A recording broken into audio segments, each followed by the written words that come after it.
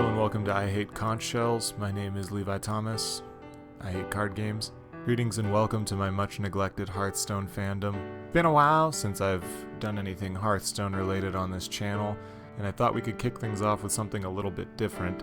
So instead of just showcasing one deck like I usually do, today we're going to search for the Ben Brode Unicorn Priest. So we're going to try out 3 different Priest brews. Some of these are net deck inspired, some are my own creation. And we're going to test them out on ladder and see how they do.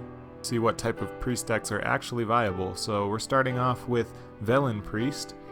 This is a combo control deck, the combo being Velen or Malagos with Mind Blasts. With the addition of Embrace the Shadow, it gives us more options to hit like Flash Heal and things like that to deal more damage instead of having to use Holy Smites.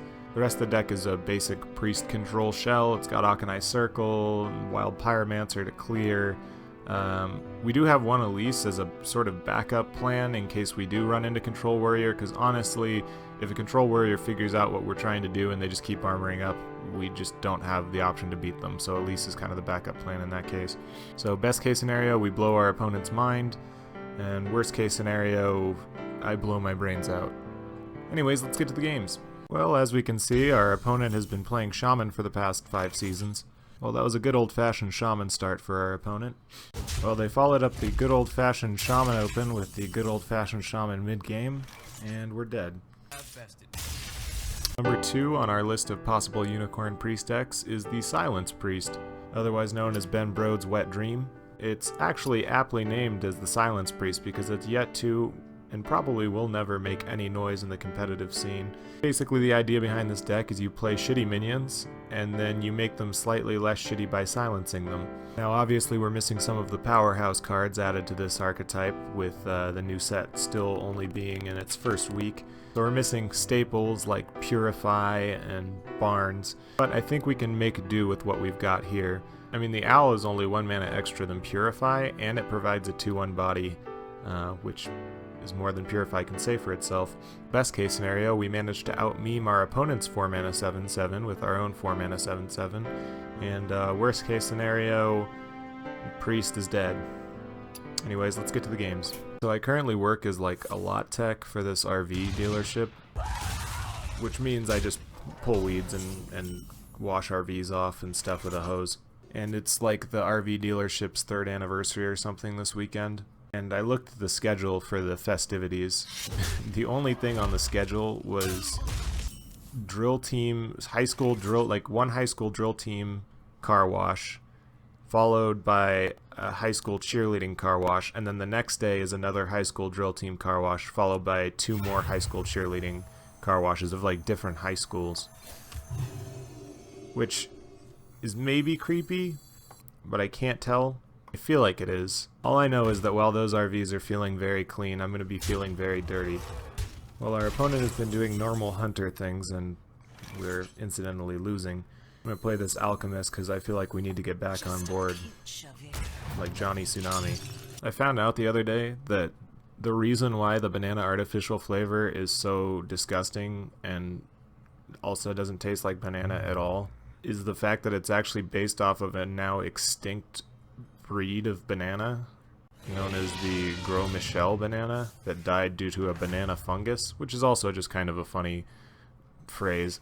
As it turns out, the bananas you know and love are actually not the same bananas used in things as gross as banana runts. And in doing this research, I accidentally stumbled upon this swath of YouTube channels with people who are just dedicated to hunting down and eating extinct and rare bananas and different types of fruits. So I don't know what any of you guys are doing here. There's no better top deck in this game than an Ancient Watcher on turn 10. Alright, well this one wasn't it either. Alright, last thing on the menu, we have what I call the Drag-Ro TK Priest. It is a dragon aggro deck with an OTK to sort of burst down our opponent in the endgame. It's very similar to any other Dragon Priest deck. You have your Twilight Whelps and your Wymrist Agents and things like that. The only difference is instead of running the sort of big late game dragon package, we are running Dragonkin Sorcerer, And then the goal is we're going to get on board with our big 3/5s for 3 and our 3/6 taunts for 4, and we're going to try and pressure our opponent, which is a foreign concept to most priests. I should probably change the name of this deck. Anyways, best case scenario, we drink the blood of Ben Brode's unicorn priest and use our newfound life to slay the boy who lived. Worst case scenario, again, priest is just probably dead. Anyways, let's get to the games. I don't like the phrase they died doing what they loved. That would suck if the thing you loved killed you. Even though I know I'm gonna die doing what I love. Laying down. But we're taking on the tier 1 deck in the meta right now, Dragon Warrior. But our curve is okay, so things are going a little bit better than expected. Hello darkness, my old friend. Well, we're back with the priest class, and I'm just gonna go ahead and do this. And a little bit of this. And this. Well, as it turns out, it's harder for me to find the unicorn priest than it is for any of you to find your girlfriend's Grafenberg spot. We just couldn't really piece it together. I have maybe some ideas where I would take another priest deck, so I may do this again sometime. The unicorn priest may actually just be like the new money pit, but instead of Elvis and a bunch of people in the Illuminati throwing their money at some random Icelandic town, it's just me in my room at night crying. Anyways, thanks for watching. I hate card games.